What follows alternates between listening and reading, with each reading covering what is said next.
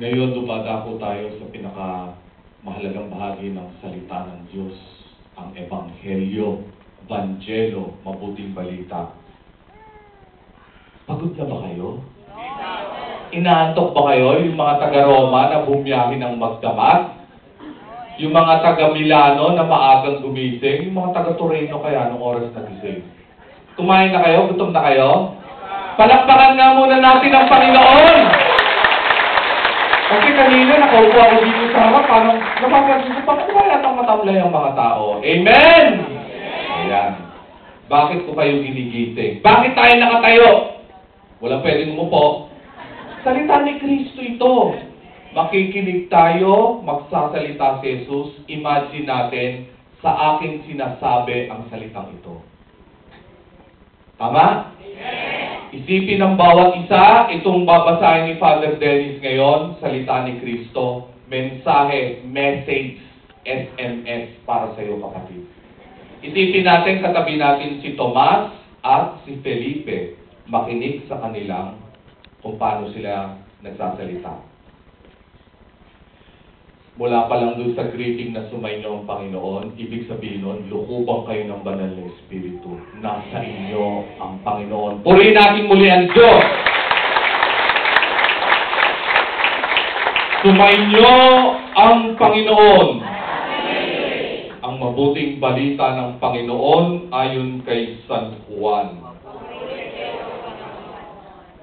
Pakinggan natin ang Panginoon na nagsasalita sa bawat isa sa atin. Noong panahong iyon, sinabi ni Jesus sa kanyang mga alagad, huwag kayong mabalisa.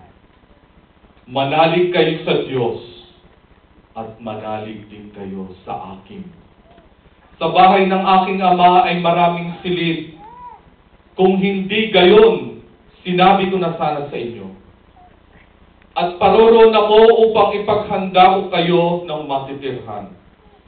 Kapag naroroon ako, at naipaghanda na kayo ng matitirhan, babalik ako at isasama ko kayo sa kinaroroonan ko. At alam na ninyo ang daan patungo sa pupuntahan ko. Sinabi sa kanya ni Tomas, Panginoon, hindi naman po namin alam kung saan kayo pupunta. Paano namin malalaman ang daan? Sumagot ang Panginoon, ako ang daan, ang katotohanan at ang buhay. Walang makapupunta sa Ama kundi sa pamamagitan ko. Kung ako ay kilala ninyo, kilala na rin ninyo ang aking Ama. Mula ngayon ay kilala na ninyo siya at inyo nang nakita. Sinabi sa kanya ni Felipe, Panginoon, ipakita mo na lang sa amin ang Ama at tama na iyon, masisiyahan na kami. Sumagot si Jesus, matagal na ninyo akong kasama, Felipe. Di yata't hindi mo pa ako nakikilala? Ang nakakita sa akin ay nakakita na sa Ama. Bakit mo sinasabing ipakita mo sa amin ang Ama? Hindi ka ba naniniwalang ako ay suma sa Ama at ang Ama ay suma sa akin? Ang mga salitang sinasabi ko sa inyo ay hindi sinasabi sa ganang aking sarili. Ang Amang suma sa akin ang gumaganap ng kanyang mga gawain. Maniwala kayo sa akin. Ako'y suma sa Ama at ang Ama ay suma sa akin. Kung ayaw ninyong maniwala sa sinasabi ko, maniwala kayo dahil sa mga gawang ito. Sinasabi ko sa inyo, ang nananalig sa akin ay makagagawa ng mga ginagawa ko at higit pa rito sapagkat pupunta na ako sa Ama.